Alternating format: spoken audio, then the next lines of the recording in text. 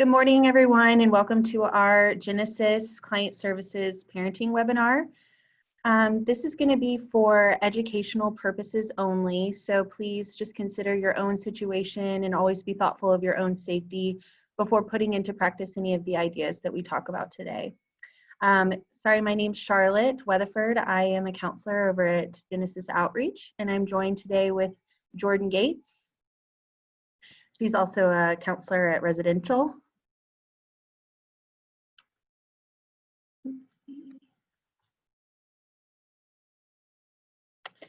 Okay, so just a few housekeeping things we want to mention. Please be sure to watch this in a safe place where only safe people can hear it.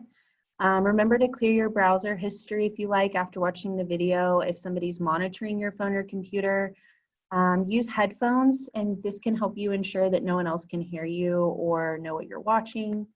If you do need to leave the Zoom webinar quickly, remember that you'll need to click end a couple of times and then go back and close out the Zoom page. So there'll be two windows that you'll have to close out. Please do not use the chat feature on Zoom. If you use the chat feature, then your name and your comment will be seen by anyone watching the live video. And then we also post this video to YouTube. And so those comments and your name will be on YouTube, and we're not able to delete those at this time. So just please keep that in mind, and please don't use that chat feature. If you're in crisis or you're needing help with some safety planning, you're looking for emergency shelter due to domestic violence, please call our 24-hour hotline. That's 214-946-4357. And if you'd like to sign up for counseling at our outreach location, or you just want to speak with a counselor, ask some questions, please call 214-389-7700.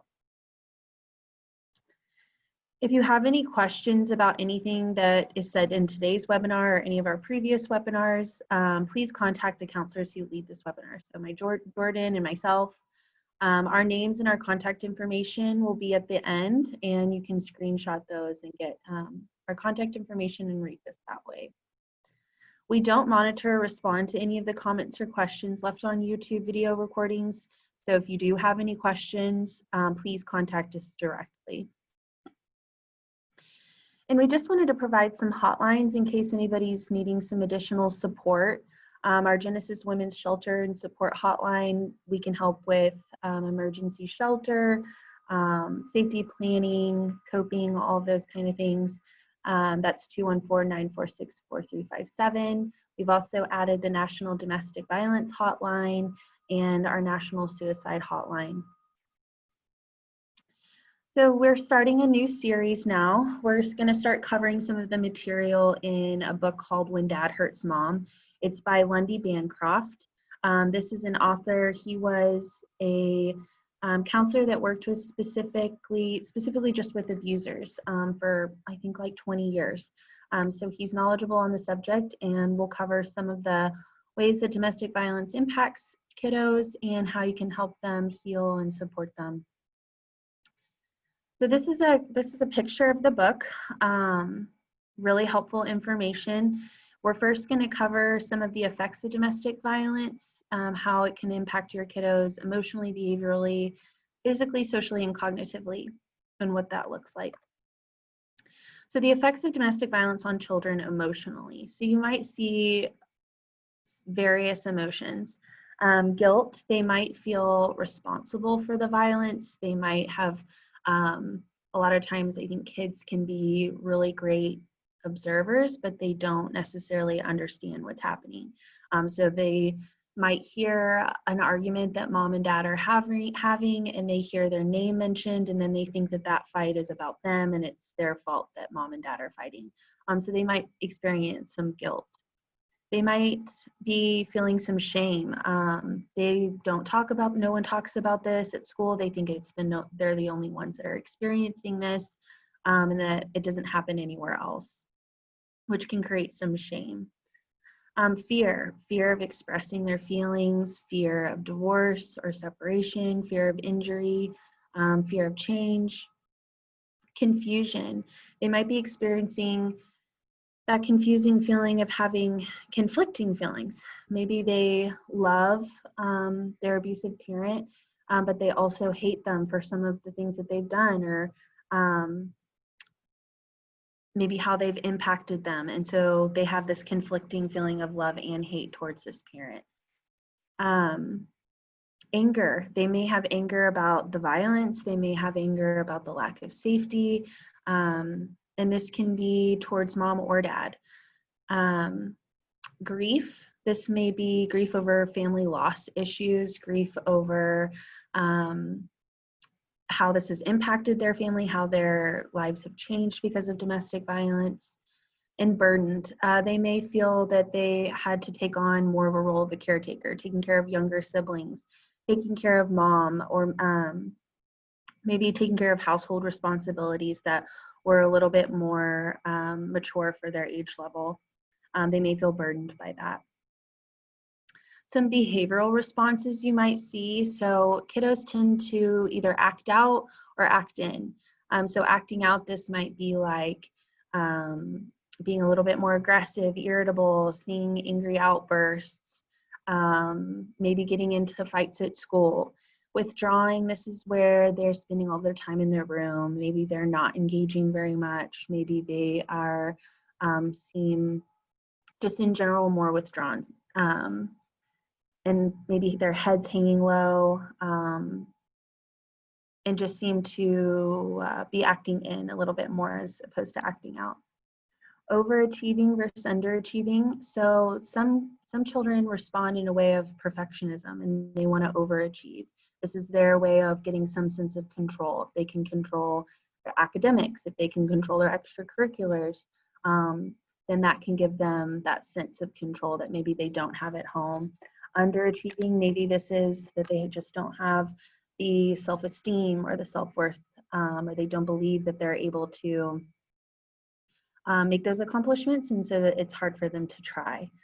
Refusal to go to school. This is a big one. I think this can be either because of somatic complaints if they're younger, maybe they're saying my tummy hurts or my head hurts and they just don't want to go to school. This could also be because school can be a triggering environment, and maybe they feel uncomfortable and anxious at school, or maybe they're worried for mom while they're at school. So there can be a number of reasons why kids don't want to go, and that is an indication that maybe they've been impacted by something, some trauma. Caretaking, worrying more about the needs of others than themselves. Being aggressive versus passive. So that's a little bit kind of like the acting out or acting in. Maybe they're being a little bit more aggressive in nature, or maybe you notice that they're being more submissive. Rigid defenses. So just noticing that they're very defensive in general, and that can look like they're aloof. I'm imagining more of like a teenager in this scenario. Oh, I don't care about that. Or maybe they're being sarcastic or blaming somebody else, but otherwise giving off a defensive response. If you notice that your child is seeking attention, maybe they're doing things, because you know the old saying, any attention is good attention.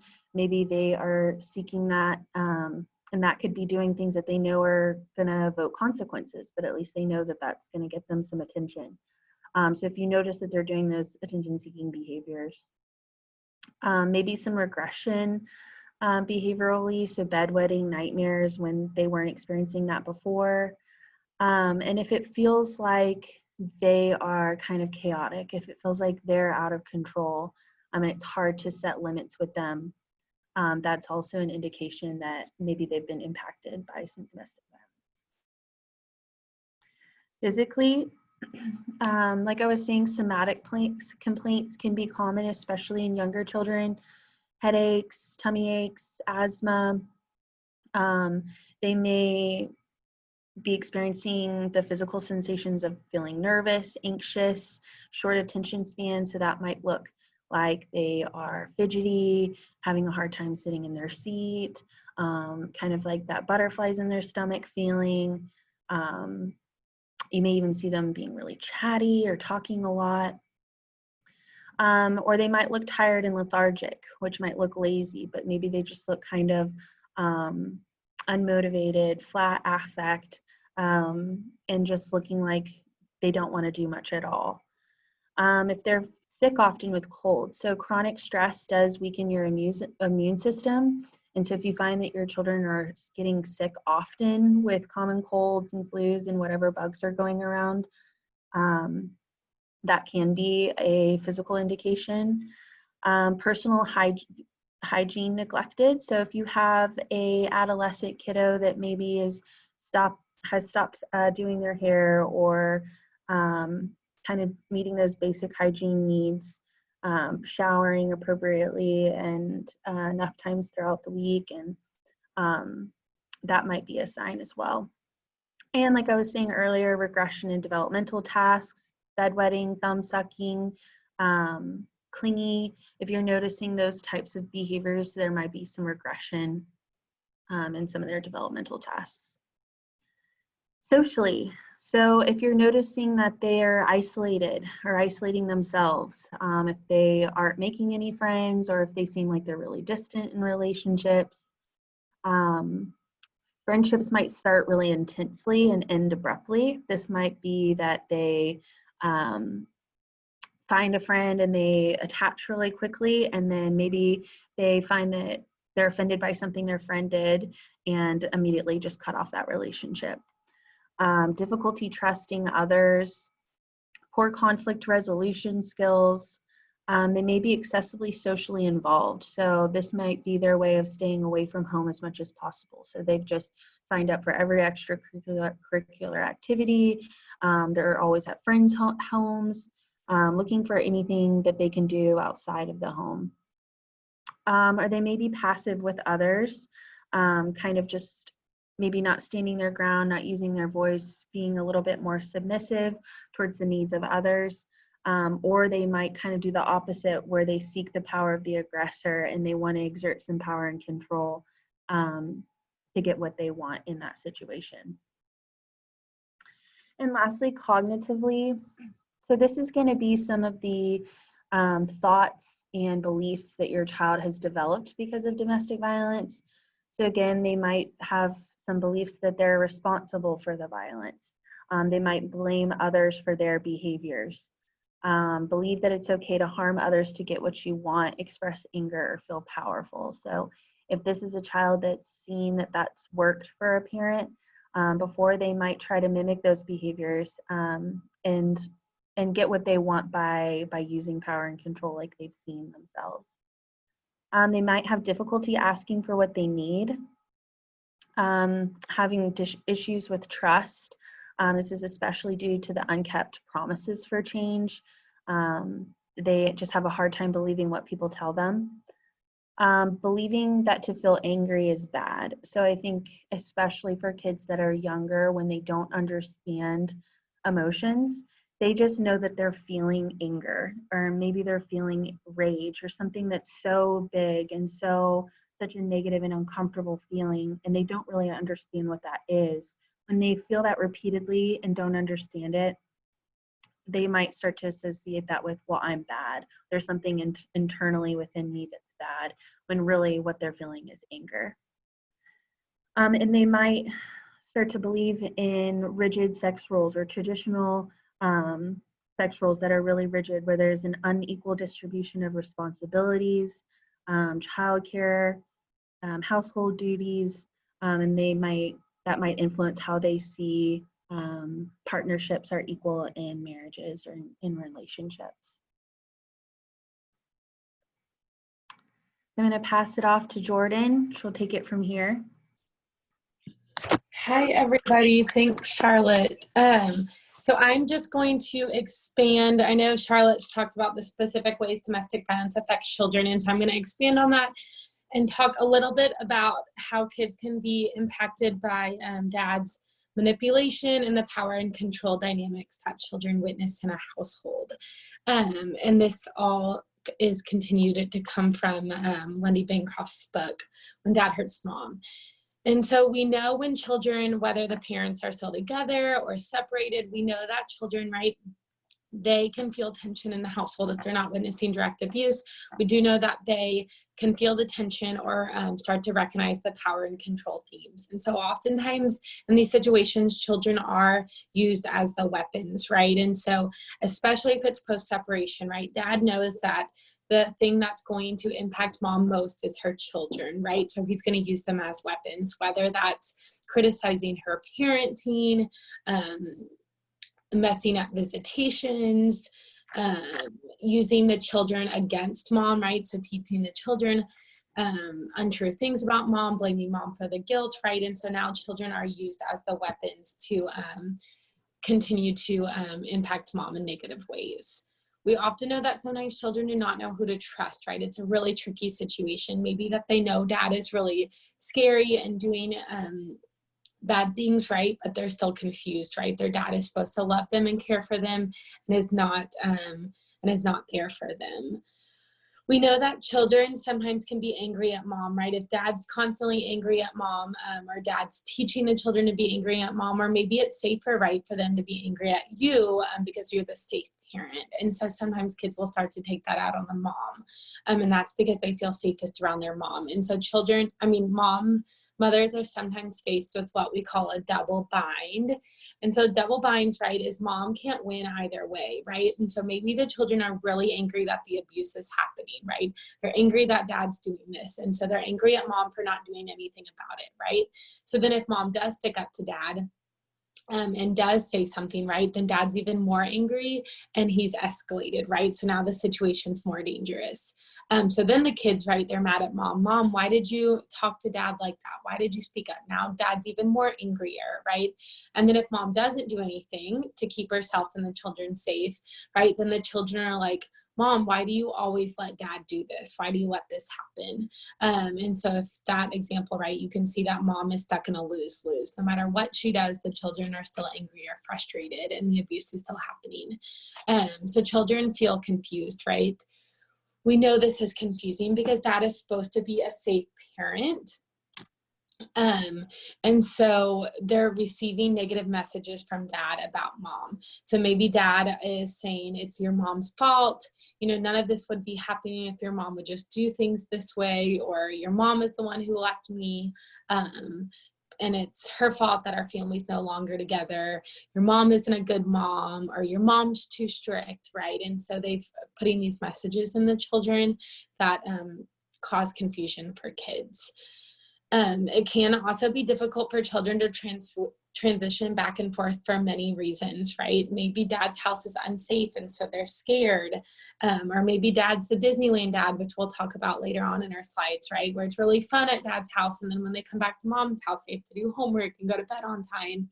And so that can be hard for children, right? To go back and forth. Children also could be experiencing neglect from dad or direct abuse from dad, right? And so if this is happening, maybe you're noticing more symptoms that Charlotte was talking about, but we also know that children can be really scared then to tell mom what's happening because dad is threatening them. If you tell mom or if you tell anyone what I'm doing, right, it's going to get worse. And so then children are keeping that in because they're too scared to open up, right, and to chance it that dad could find out that they told somebody.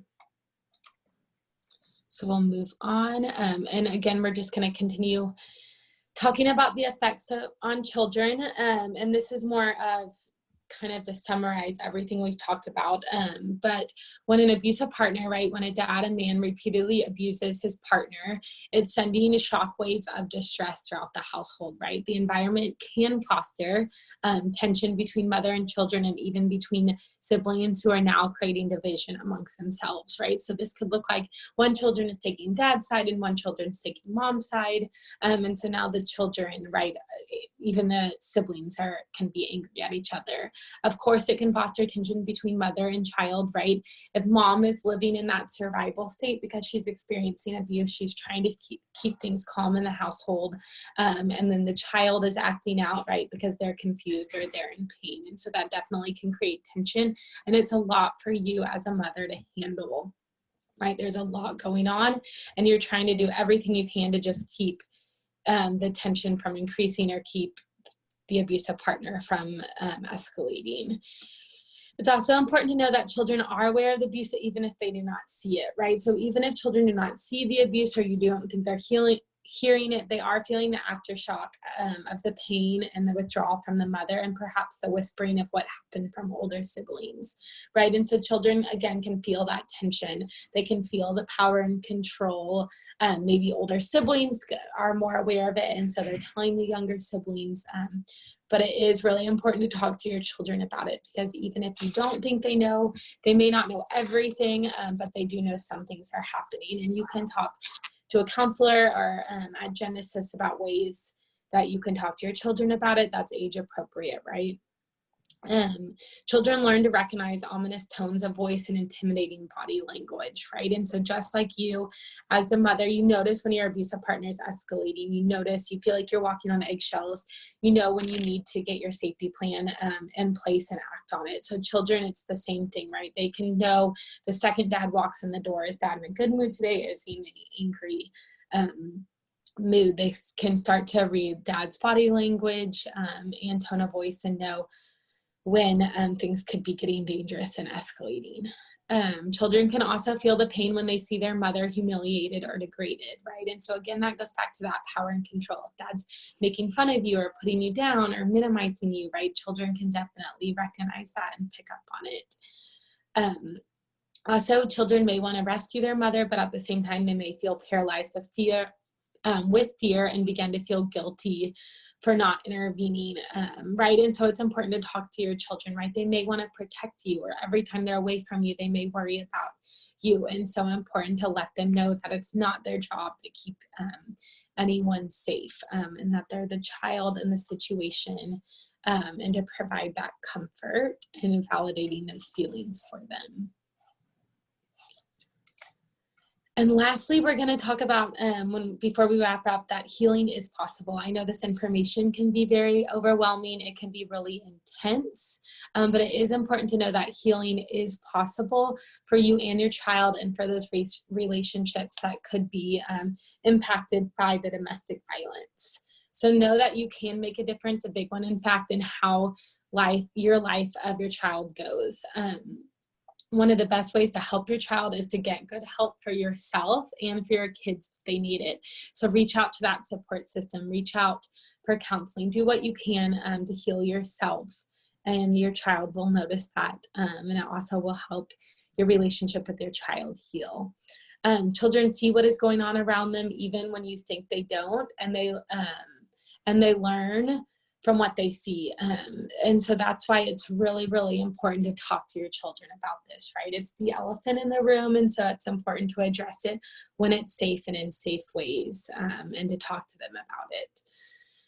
Neither you nor your child deserves verbal abuse, disrespect, coercive control, or intimidation. And so to validate yourself and remind yourself that you do deserve safety, you do not deserve that, and neither does your child.